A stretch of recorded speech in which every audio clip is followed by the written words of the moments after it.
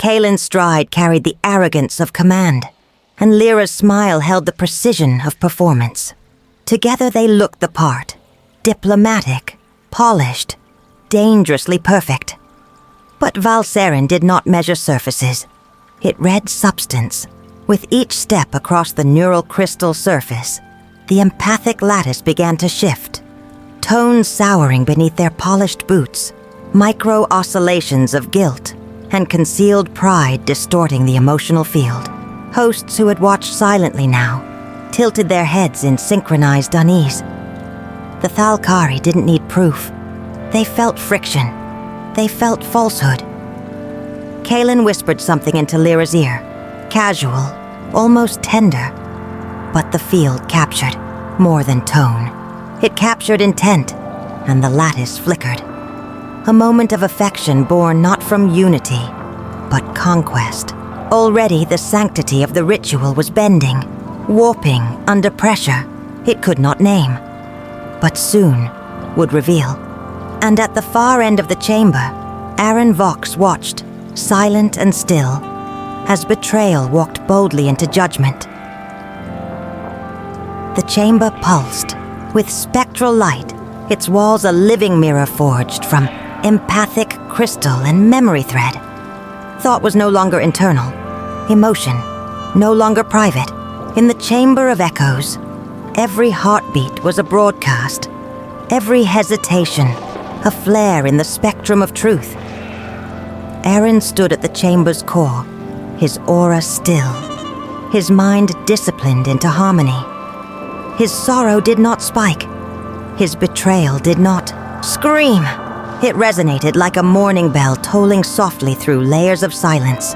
In contrast, Kaelin's emotional field flickered. Bravado masking guilt, pride laced with insecurity. Each step he took bled aggression into the lattice, forming jagged red lines that shivered along the walls. Lyra's projection was more refined, cool, elegant, but tinged with hunger. Her ambition glowed sharp and serpentine, curling around Kaelin's crimson flare. Together they rippled discord into a space meant for unity. The Thalkari elders shifted. No words were spoken. None were needed. The field was contaminated. Truth, once passive, now recoiled. Something foul brewed in the human bond. The lattice responded with tonal distortion, a warble that meant only one thing in Thalkari tradition. Disharmony had entered the pact, and it would not go unnoticed. Aaron did not flinch. He did not raise his voice. He did not accuse. Instead, he moved with deliberate grace, placing words like precision-cut stones along a path only he could see. In his speech to the assembly, he praised Kaelin's valor and Lyra's diplomatic brilliance. Each word sincere in tone, yet sharpened in implication. The Thalkari heard more than content. They felt meaning. To them, truth had texture, and Aaron's calm began to feel like containment. His forgiveness, too immediate. His peace, too practiced. It was a performance of stillness so precise, so measured, that it began to unsettle. Elders exchanged glances, not of accusation, but inquiry. They sensed a staging, a ritual beneath the ritual. Aaron had not come to celebrate, he had come to orchestrate. And with every restrained breath, every unspoken truth, he guided the lattice toward revelation, without ever laying a hand on the blade he had already drawn. The empathic lattice rippled beyond the chamber, reaching into the watchtower, where Thalkari elders processed fluctuations in emotional field integrity. What began as subtle distortion now grew into structural tremors. Psychic harmonics fell out of sync. Symbols etched into crystalline panels dimmed. The station's memory core, the archive of bonds, registered the imbalance and began sequencing anomalies. Data patterns revealed inconsistencies in Kaelin's authorization logs, temporal overlaps with secure transmissions, emotional overlays masking intent. the truth emerged not as confession, but as corruption. Kaelin had accessed Earth's sovereign, codes. Lyra had rerouted communications through Thalkari diplomatic lanes. The implications were galactic. If Earth used the wedding to smuggle power under the guise of unity, the Federation would fracture. Earth exiled, the treaty dissolved, and the war-bloodied past resurrected. The Elders prepared contingencies. Aaron, watching the shifts unfold, said nothing. Because he understood what they now suspected. The betrayal wasn't a matter of love. It was a matter of survival, and survival had a cost. While the lattice twisted and truth threatened to collapse into chaos, Aaron remained still, an anchor against a rising tide of suspicion. Where others would defend, he absorbed. He offered no denial, no outrage, only composure so absolute it became its own kind of defiance. His emotional field pulsed with low, stable frequencies. Sorrow without resentment, vigilance without vengeance. The Thalkari, bred to interpret nuance, felt the symmetry of his grief. It did not spike or ripple. It endured. It balanced the dissonance flooding from Kaelin and Lyra. In Aaron, they saw not peacekeeper, but stabilizer. The storm centered on him, but it could not move him. And so the Elders paused, not to question him, but to trust him. He had not silenced the truth. He had carried it, and as the chamber's hum slowly recalibrated, it became clear that Earth's hope did not rest in power or persuasion, but in the quiet resolve of one wounded man. Asentalith watched him not with suspicion, but with recognition. In Aaron's silence, she sensed something that Thalkari revered: honor without demand. Where most sought control, he chose clarity. Where others hid pain, he transformed it into balance. In a brief exchange of thought, no words, only pulse and presence, she offered understanding, not sympathy. He accepted not as comfort, but as alliance. It was not love, not yet, but something older and deeper stirred, an agreement written not in vows, but in restraint. Between them formed a tether, invisible yet enduring, and for the first time the bond felt real. Every motion, every word, every pause in Aaron's delivery was a calculation. The Thalkari observed not what was said, but what was felt beneath the syntax. Their ceremonies were performances of truth, layered, symbolic, open to interpretation but never to deception. And Aaron understood that. He made it his weapon. During the ritual of oaths under silence, he spoke of unity, of sacrifice, of dual loyalty. His tone was reverent, his phrasing traditional, yet every segment held dual meanings, coded in cadence. The phrase, "honor shared is not honor halved," echoed through the chamber, seemingly benign. But in the Thalkari dialect of layered resonance, it bore a second meaning.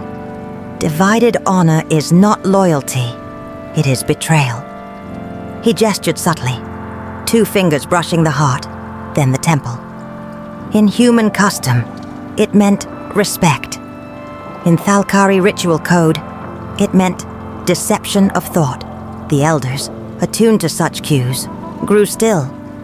The lattice began to flicker, storing Aaron's emotions, his words, his warnings. Not as confession, but as indictment. Kaelin and Lyra stood nearby, smiling, unaware that the very traditions they hoped to exploit were turning against them. They had come thinking diplomacy was a veil. Aaron made it a scalpel, without accusation, without direct revelation. He had begun carving a space for judgment, and the cut was already bleeding. The chamber grew colder, not by climate, by consequence. Aaron turned to Lyra during the ceremonial exchange of gratitude, his tone smooth, his smile impeccable. "Your strategic brilliance," he said, "is unmatched. Humanity owes much to your foresight and ambition. The words were perfect, flawless. In any human court, they would have echoed as admiration. But the Thalkari did not parse speech by syntax. They interpreted it by the aura that accompanied intent. And Aaron's emotional projection hummed, with restraint, not reverence. To them, the phrase was not a compliment. It was condemnation veiled in silk. Lyra's posture stiffened, her breathing misaligned with the emotional tone of the room. She felt it too late. The chamber shifted subtly, echoing back the dissonance between his spoken gratitude and his internal truth. One of the elders narrowed her gaze, not at Aaron, but at the woman who stood beside him, glowing with ambition, not shame. Kaelin's silence was strategic, but silence did not shield him. The Thalkari were ancient readers of contradiction, and contradiction sang from both of them like blood in water. Aaron, still poised, offered a final word of thanks. The room vibrated with tension disguised as diplomacy. In the game of public masks, he had drawn first blood. The archive did not speak. It remembered. Beneath Valserin's crust, thought itself was stored like fossilized thunder. How every emotional frequency, every empathic spike encoded in crystalline strata. The elders communed with it not through keyboards or commands, but through resonance. And on the second night of the rites, the archive trembled. A pattern had emerged, not in words, but in behavioral residue. Kaelin's neural signature had passed, through Federation encryption nodes at temporal intervals, inconsistent with diplomatic protocol. Emotional echoes left behind a trail of intent, secrecy, aggression, self-justification. Deeper still, analysts unearthed a transference, a file tethered to Kaelin's command line, encoded in old Earth ciphers. Inside, a fragment of planetary defense code. The recipient? A neutral system aligned with Thalkari rivals. Aaron Vox had become a name whispered in diplomatic corridors and echoed in alien chambers. Earth's youngest emissary, fluent in the languages of both conflict and restraint. He did not rise through battlefield glory or corporate conquest, but through the rarer path of measured speech and unshakable calm. Earth itself, fractured and fevered from a century of internal disputes, barely held its seat at the Interstellar Federation. Its past overflowed with civil strife, resource wars, and techno-political upheavals. Events that made the other species wary of its unpredictability. Yet Aaron was different. He radiated the kind of composed brilliance that made even the oldest Thalkari pause. Among chaos, he had become Earth's face, unbroken, deliberate, and disarmingly human. His presence offered a contradiction the universe could not ignore. A world torn by division, represented by a man who knew how to bind even the most alien hearts with the thread of empathy. Arian Station hung like a polished gemstone against the velvet black, a living monument to cooperation and quiet paranoia. Its spires curled with Thalkari resonance plating, its lower decks buzzed with Terran tech and Martian alloy. Within its gravity-stabilized walls, star traders, warlords, peacekeepers, and prophets passed through daily, veiled in ceremonial silks or armored in suspicion. Here, diplomacy wasn't spoken. It was performed, negotiated through meals coded with spice protocols and nods translated across species. Aaron Vox walked these corridors like a conductor, among clashing instruments, settling disputes with his presence more often than with words.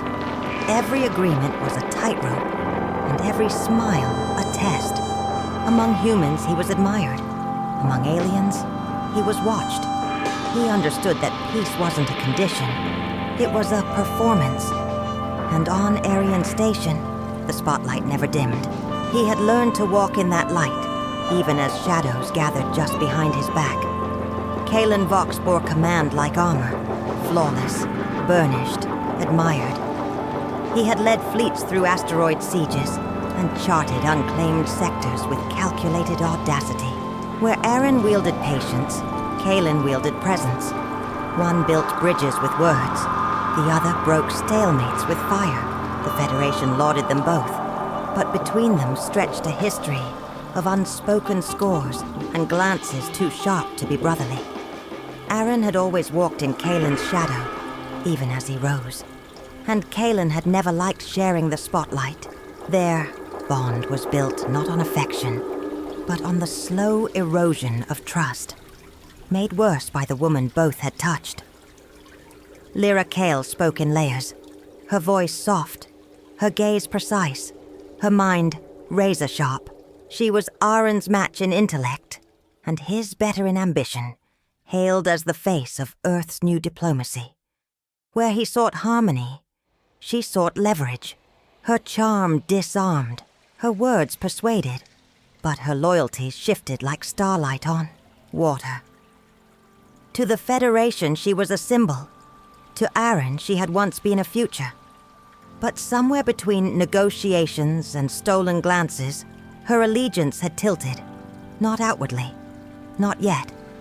But ambition, when unchecked, bends love into strategy, and strategy demands sacrifices, even of the heart. The Federation's peace with the Thalkari was not to be signed. It was to be bonded. The alliance demanded more than words. It demanded blood, soul, and solemn vow. Aaron Vox had been chosen, not for his name, but for his restraint, for his rare gift of understanding those who did not speak in language, but in feeling. The marriage to Sentalith, Thalkari emissary, and empathic sentinel, would anchor humanity's future among the stars. A union not of desire, but of destiny. Earth's acceptance hung in the balance, still feared for its wars, mistrusted for its chaos. Yet here stood a human willing to merge his being with another species for peace, for Earth, for something larger than pride. But behind his measured breath and steady hands, Aaron carried the weight of a secret.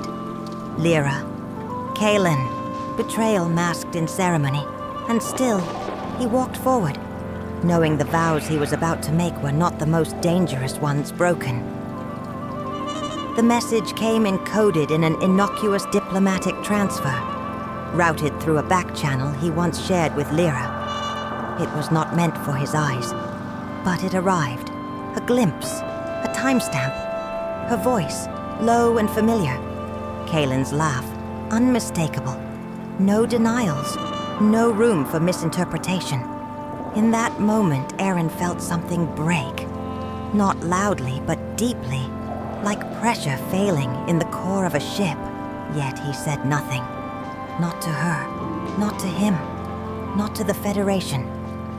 Instead, he sat in the quiet, recalibrating himself not as a man betrayed, but as a diplomat under siege. The unity of Earth depended on the illusion of his composure. His emotions became locked beneath protocol, his grief hidden beneath policy. The only hint of awareness came in the reassignment of seating arrangements. They would come. They would smile. They would witness his wedding. And in silence, he would watch them hang themselves with their own performance. The invitations were formal, ceremonial, sealed in Thalkari resonance silk, and encoded with Earth's highest diplomatic encryption. Kalen received his as a decorated military envoy. Lyra received hers as an honored stateswoman. Neither questioned the gesture, only the ease with which it came. No confrontation, no accusations, only Aaron's steady signature and the message of unity. They accepted, thinking the worst had passed. But beneath the elegant phrasing and silver embossment lay a quiet tension. Or they would stand at his side. They would raise glasses in celebration. And they would never suspect that their greatest reckoning had already begun, hidden in plain sight. The Thalkari did not marry for love. They married for legacy. In their tradition, a union bound more than hearts. It linked species, fates, and futures.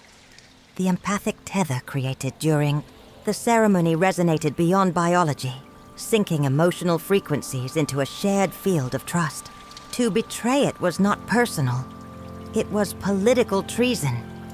A single fracture, a single lie unveiled during the rite, could nullify the pact and provoke diplomatic collapse.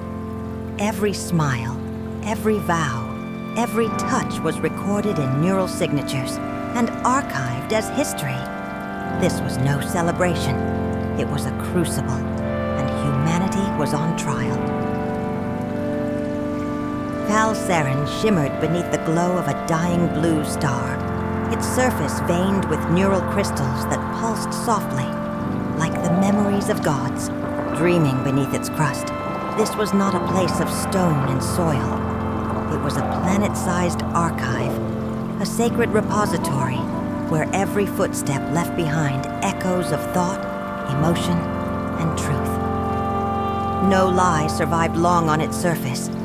Here, alliances were not signed, but felt, encoded in empathic resonance and woven into the neural lattice beneath the ground. The Thalkari called it the Witness Moon. To others, it was a diplomatic crucible. Aaron stepped onto its surface, knowing every suppressed thought, every flicker of rage or sorrow would hum beneath his boots. It would feel his heart break. It would taste his resolve. Behind him walked Lyra and Kaelin, unaware that their hidden sins would soon shimmer like blood in starlight.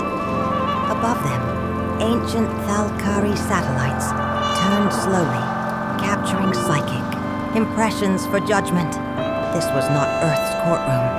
This was the galaxy's oldest listener. On Valseren, betrayal could not be hidden behind custom or charm. It would be recorded, it would be replayed, and it would decide whether humanity rose or fractured under the weight of its own reflection. Sentalith did not walk. She resonated. Her arrival rippled across the empathic plain like the silent song of a storm. Where others spoke to be heard, she listened to be known. Cloaked in ceremonial fibers woven from memory thread, her form shimmered with thoughts not her own. Thalkari tradition did not permit handshakes in the human sense, but allowed one moment of shared touch. Palms joined in stillness, minds opened in slivers. In that moment, she saw Aaron, not his title, not his duty. She saw the wound behind, his calm, the scar behind his steady gaze. She did not ask. She did not flinch. Her response came as stillness, an echo of acknowledgement without intrusion. Aaron, in return, steadied himself. This was no ordinary union. He was not marrying a stranger. He was marrying a species that felt before it judged. And already the Thalkari bride had sensed the cracks no one else could see. Ambassador Szeth was older than most stars humanity had mapped. His form flickered between solid and translucent, layered consciousness drifting across timelines, as if memory were a river and he its current. He did not speak. He unfolded. His presence carried weight not of flesh, but of recorded judgment.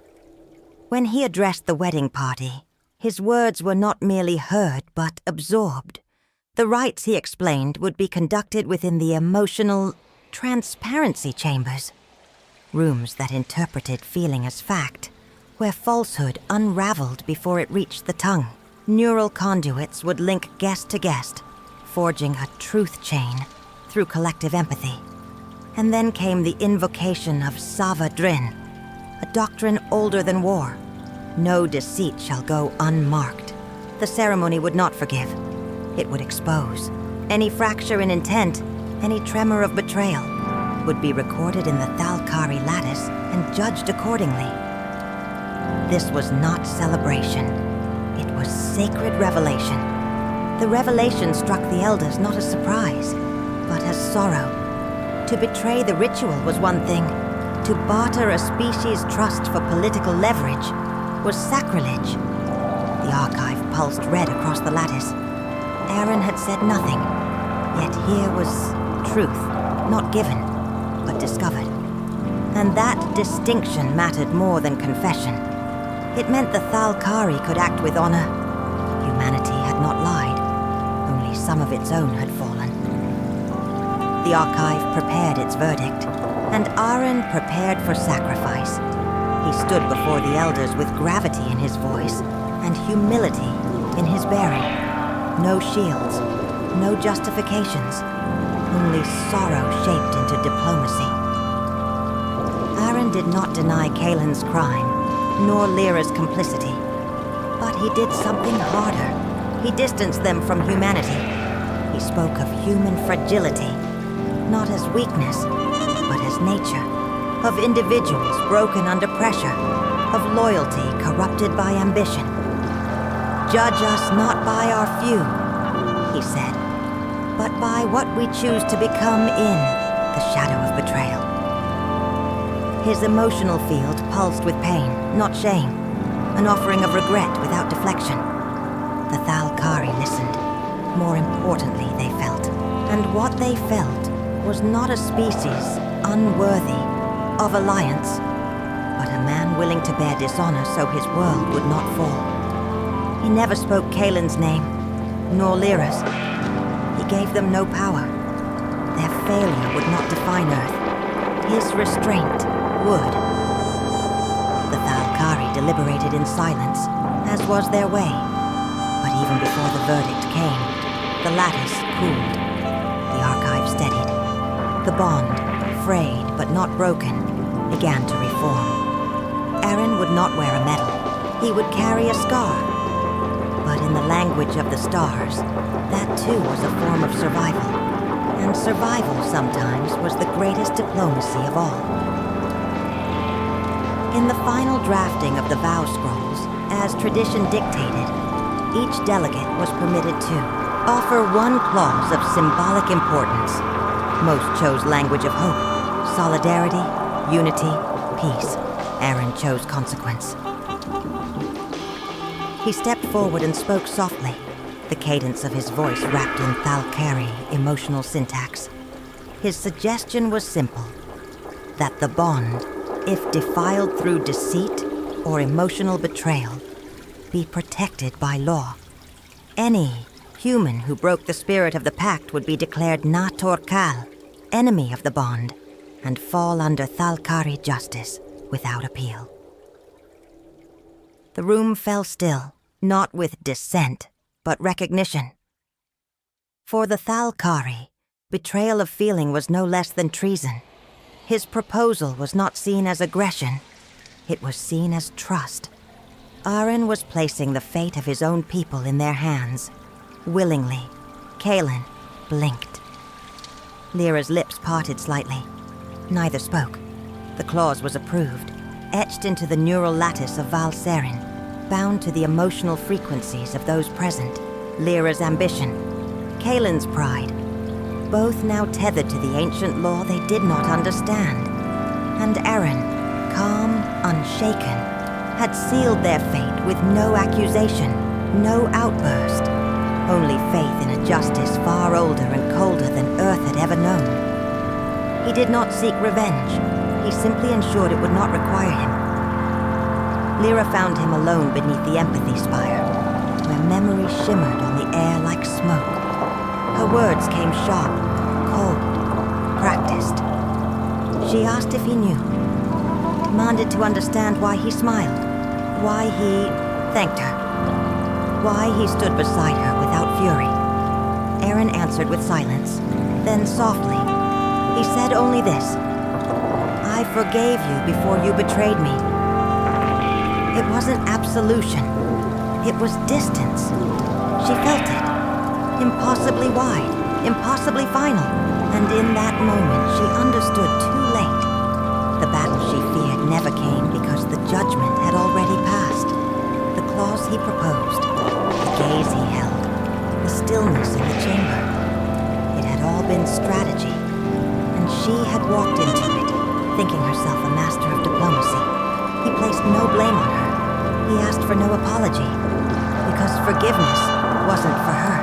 It was a scalpel, cutting her out without drawing blood. And now, bound by law and lattice, she would answer not to him, but to a species that had never forgotten a lie. Alone in the meditation corridor, Aaron sat beneath an orb that pulsed in rhythm with his heart. The lattice had calmed. The ceremony would proceed. Earth would survive, but something in him would not. He thought of Kalen, not the traitor, but the boy who once flew model ships in his bedroom. He thought of Lyra, not the deceiver, but the woman who once whispered futures beneath starlit domes. He could have exposed them outright. He could have shattered them, called them out, broken them in public. He had the data, the proof, the right, but Earth would have fractured with them. He chose differently, not for them, but for the billions who would never know what he gave up. He had carried the shame, borne the loss, and laid it down before the stars, without ceremony. There was no glory in this, no satisfaction, only the thin, cold line between justice and vengeance. And the man who stood, trembling, on the side of restraint. He did not hate them. That would have been easy. He simply let them go, into a justice older than revenge, into the hands of a galaxy that watched silently and never forgot. The final rite had begun. The empathic mind fusion was not merely sacred, it was irreversible. Once entered, no thought remained hidden, no intent left undefined. Emotions would fuse across consciousness, bleeding into the shared ether that surrounded them. It was not a place of vows, it was a place of truth. The chamber pulsed with a pale aurora, alive with the currents of memory and mind. Every participant's essence fed into the lattice, forming an emotional spectrum that exposed the soul beneath the skin. The Thalkari called it Kal Siren, the mirror of becoming. Aaron stepped forward first, his projections stable and deep. Threads of grief woven into dignity, his sadness shimmered blue, his hope gold. It was a portrait of pain endured, not inflicted. Kalen followed, and the harmony fractured. Jagged crimson flares spiked outward, ego, fear, resentment, all cloaked in justification. Then came Lyra, her aura veiled in ambition, cold and coiled. Her energy did not blend. It resisted, reflecting light in ways that twisted truth. The chamber reacted. Harmonies buckled. Currents recoiled. Spectral threads snapped and reformed, isolating discord. And the guests, alien and human alike, watched in breathless silence as the bond meant to unite instead revealed a rift so wide it shimmered like a wound. In this place there was no deceit, only what had always been, waiting to be seen. At the threshold of the fusion chamber where no lie could survive, Aaron turned and extended his hand, not to Sen Talith, not to the elders, but to the two people whose betrayal burned beneath his skin. He offered it in peace, in tradition, in grace. Kalen hesitated. Lyra accepted quickly, too quickly. The gesture from the outside appeared as healing, a call for closure. But those versed in Thalkari customs saw the subtle curvature of his palm, the exacting angle of his gaze. It was not an invitation. It was a challenge written in empathy's oldest script. The guests watched, uncertain. Some interpreted mercy, others suspected something far colder. Kalen stepped forward eventually, jaw set, unaware he was already caught in a judgment ritual designed not to expose, but to confirm. Aaron said nothing more. He didn't need to. The chamber would do what language could not. And as the seal closed behind them, binding their minds to the collective ether, even the elders leaned forward. They knew this was not the end of a ceremony. It was the beginning of an unmasking. The ether ignited. Threads of light and sound wove through the air like veins of thought, latching onto every participant and drawing from them the raw matter of truth. Aaron's projection surged first, composed, steady, and vulnerable. His sorrow radiated outward, in violet waves, soft but unflinching.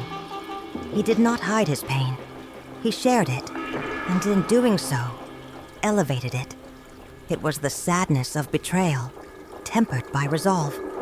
The lattice embraced it. Then came Kalen. His emotional field cracked on arrival.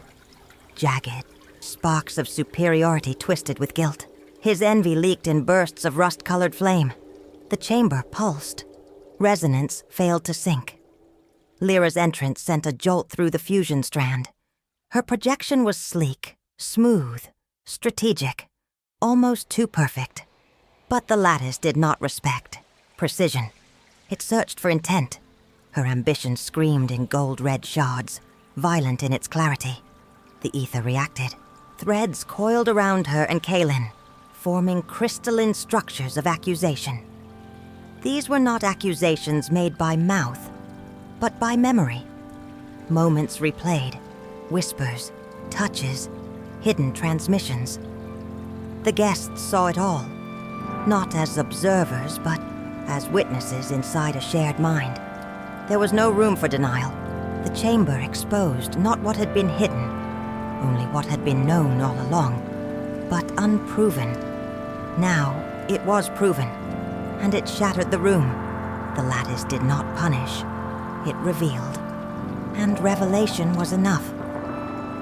When Kalen's envy crystallized into a pulsing red fracture across the ether, and Lyra's ambition tightened around her projection, like a coil of hunger, the chamber responded. A soft tremor passed through the fusion strands, and then came the scars. Not physical, not visible to the eye, but to the empathic, they were blinding. Kalen's aura fractured, split by a spectral wound of dishonor. His memory patterns twisted inward, forever echoing his betrayal. Lyra's brilliance dimmed, smothered by the gold glass filament of self-interest, turned against unity. The Thalkari elders watched in silence as their judgment was rendered not by deliberation, but by custom. To violate the mind fusion, to breach its emotional trust, was to corrupt the bond between species. The price? Mocking. They would carry the empathic stain across every psychic field for the rest of their lives. No protest could erase it. No plea could undo it. From this moment onward, they would be known not by title or deed, but by failure inscribed in resonance. They had broken trust, not just with Aaron, but with a civilization that remembered everything. And now, the remembering had begun. Aaron stood in the aftermath, the chamber still humming with exposed betrayal. The lattice pulsed once more, then receded, retreating into equilibrium. All eyes turned to him, not as victim, but as verdict. He did not gloat. He did not accuse. He said only this: let honor weigh more than vengeance. It was a sentence, not a speech. A whisper, not a wound.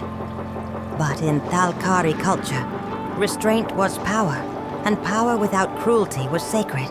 He had every reason to retaliate, every right to demand exile, pain, retribution. Instead, he walked away, not because he was unbroken, but because he chose not to break them. In that moment, Aaron became more than a representative of Earth. He became a reflection of something the Federation feared humanity lacked: grace beyond survival. The elders, unmoved by performance, felt the authenticity of his restraint. In their memory threads, this would become a moment of legend, not for what he uncovered, but for what he refused to destroy. The bond held. The alliance endured. And in a galaxy where strength was often measured in conquest, Aaron Vox taught them that survival could also be measured in silence and in the dignity of walking away. Kaelin Vox did not face execution. The Thalkari found death to be too final, too simple. For betrayal born of ambition and concealed beneath sacred custom, they reserved something else: the loop. He awoke in a stasis chamber engineered not for punishment, but for reflection. The technology interfaced with his memory, replaying his choices across layered consciousness, each moment sharpened, clarified, and stripped of justification. There were no edits, no blind spots. Every betrayal played in high fidelity, every hesitation, every lie, every moment he could have turned away but didn't. And when it ended, it began again. Time did not pass within the loop, or perhaps it passed in ways he could no longer measure. The stasis system altered neural perception, simulating decades in the span of seconds. But within that simulation, Kaelin felt each failure as real, each decision as his own. He screamed. The chamber recorded it. No one would hear him. That was not the point. The point was that he would hear himself forever. Outside, his name would be archived with a marker, not erased, not hated, observed. The Thalkari believed remembrance was the only true justice. Kaelin Vox, once hero, once brother, now existed as a story carried forward by a culture that never forgot. He had tried to win. Now he could only watch. Lyra was not imprisoned. The Thalkari gave her a choice. As they often did when betrayal was laced with brilliance, she could remain on Valseren, forever bound to its psychic archive, her emotional projections monitored, her future shaped by the species she once tried to manipulate. A living artifact, a lesson. Or she could return to Earth, alone, titleless, voice revoked. She would never speak in diplomatic councils again, never lead, never advise. She would walk among those who still believed she had nearly saved the future, unaware she had nearly doomed it. She chose Earth. Perhaps she thought she could rebuild. Perhaps she thought shame would fade. But the mark on her projection would never dim. Every Thalkari would see her, feel her, know her, and every time Earth entered negotiation, the echo of Lyra Kale would linger in the room like the chill of an unopened wound. Her punishment was not isolation, it was irrelevance. And in that irrelevance, the brilliance that once illuminated her path became a shadow trailing behind her. Unseen but never unforgotten. The rite was complete. The lattice returned to calm, a gentle thrum now pulsing through the chamber like the steady heartbeat of unity reborn. The bond, tested by fire, had held. Not because it had never been threatened, but because one man had chosen grace over retaliation. Sen, Talith stood beside Aaron, her expression unreadable by human standards, but her emotional field open, woven with threads of guarded trust and quiet awe. The Thalkari elders approached, their verdict unspoken but understood. Earth had passed, not flawlessly but truthfully. It had brought forth its wounds, its betrayals, its broken hopes, and still, it had chosen peace. Aaron had done what few had believed possible. He had proven that humanity's strength was not in domination, but in the refusal to collapse under the weight of personal pain. The Federation vote passed swiftly. Earth was granted full status, not as a junior partner, not as a cautionary tale, but as a sovereign species whose diplomat had turned the galaxy's oldest ceremony into a revelation of character. The archives recorded it in the language of resonance, harmony through adversity. Aaron did not smile. He simply breathed. The war was over. Not the war of guns or ships, but the quiet war of proving humanity belonged among stars that had already seen too much fire, and now, perhaps, a little light. The final seal burned into the lattice, shimmering like frost in sunlight. Aaron and Sentalith stood at the center of the ceremonial ring, their palms pressed, their emotional fields aligned. Not in passion, but in principle. This was not a romantic bond. It was something rarer. Two minds, two worlds, two species, aligned in purpose, mutual respect, measured trust. The Thalkari rites allowed flexibility, and when Aaron voiced his intent to shape the bond into a diplomatic union, Talith accepted without pause. She had seen into him, felt his restraint, understood his sacrifice. The ceremony completed its cycle not with fanfare, but with a wave of silent resonance that rippled through the observatory spire. A bond, not of desire, but of duty, one chosen freely. This was not the love story some had expected. It was a blueprint for coexistence, and it worked. As their minds disengaged and the final rite concluded, the Thalkari observers did not cheer. They recorded.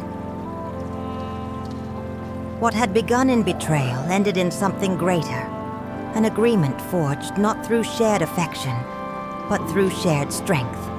They had not chosen each other to complete one another. They had chosen to stand beside one another, and that was enough. The vote came not with debate, but with quiet certainty. Aaron's restraint had done what no Earth fleet or delegation ever could. He had stabilized chaos without aggression, held back wrath without weakness, chosen wisdom over victory. And in the eyes of the Thalkari and the watching Federation, that made humanity worthy, Earth was granted full member status, not as a fledgling world coddled into submission, but as a civilization that had earned its place at the table. The archives logged the moment in neural script, sovereignty through integrity. No warships had been deployed, no ultimatums issued. It had taken one human to thread the line between honor and heartbreak, and to walk it without falling. The Federation had doubted humanity for decades, fearing its volatility, its history of self-destruction. But now, they saw something different, a species capable of healing itself while bleeding. The embassy ships lit their thrusters, diplomatic lines opened, and Earth's signal, once dismissed as noise, now pulsed at the center of a constellation. Not because it was the loudest, but because it had chosen not to scream. And that choice, finally, had been heard. Lyra returned, to Earth in silence. The titles were gone. The name remained, but its weight had changed. Doors once opened by her presence now stayed closed. No trial, no public shame, just a quiet erasure. Her brilliance, once a force for Earth's ascension, was now a warning etched into diplomatic archives across 4 systems. She still walked among the powerful, but only as a reminder of ambition unbound by empathy. Kalen never returned. The loop held him, a prison of reflection so refined it left no scars, only memories that never dulled. In time, the Federation forgot their names, but the Thalkari did not. Their patterns remained in the archive, not as villains, not as monsters, but as turning points. They were no longer threats. They were lessons, written in resonance and in a galaxy that catalogued failure as carefully as triumph. That was their final place, not cursed, just remembered. He no longer moved with the hunger of youth or the ache of betrayal. Aaron Vox had crossed the threshold. No longer the idealist who once believed trust alone could save worlds, nor the broken man who had nearly been shattered by it. What remained was something sharper, quieter, enduring. He declined the titles offered to him. Ambassador Supreme, Planetary Delegate, Federation Chair. Power had never been his aim. He asked only for time and a place to keep listening. That refusal did more for Earth's reputation than any speech ever could. Across the stars, he became a figure of reverence, not for conquest, but for containment. A diplomat who had walked into betrayal and emerged not righteous, but whole. His story spread through Thalkari song, encoded in the neural archives of 4 systems, cited in training modules for empathic diplomacy. He was no longer defined by loss, but by what he had chosen to protect in its shadow. And in protecting it, he became something rare. A leader who did not lead with command, but with example. The flame that burned in him now was not bright, but it was steady, and in a galaxy used to explosions, that quiet burn was impossible to ignore. Sentalith remained after the ceremony, not out of obligation, but out of interest. Humanity intrigued her, not just for its resilience, but for its potential. It was a species still learning how to feel collectively, how to understand that emotion was not a weakness, but an architecture. She petitioned to stay. The Federation agreed. Together, with Aaron and a select group of Earth's most emotionally fluent envoys, she co-founded the Institute for Empathic Negotiation. Its mission: to blend Thalkari resonance law with human improvisation, creating a diplomatic framework unlike anything before it. For the first time, humans trained not to argue or coerce, but to listen in wavelengths, to feel before responding, to learn the art of disarming conflict through shared understanding. The results were immediate. Disputes cooled, alliances deepened. And on Valseren, the archive recorded the Institute's founding as the beginning of a new age. Diplomacy, not through dominance, but through depth. Talith called it fusion without fusion. Aaron called it healing at scale. The galaxy called it hope. And from that fragile start, something began. Something more durable than treaties. A shared language, one that didn't start with words, but with empathy. The stars hummed softly through the hull of the Federation cruiser, a soundless rhythm known only to those who listened long enough. In that stillness, a transmission arrived, unmarked by standard encryption, its code spiraling in patterns no Earth system could immediately parse. It bore the seal of an ancient civilization, non-aligned, reclusive, and once thought extinct. The message contained no threats, no promises, just coordinates, and a name, not Earth, not the Federation, Aaron Vox. They had watched the trial, not the ceremony, the choice. They did not seek warriors. They had seen too many. They sought the man who had held a galaxy together without force, the man who had bled dignity instead of dominance.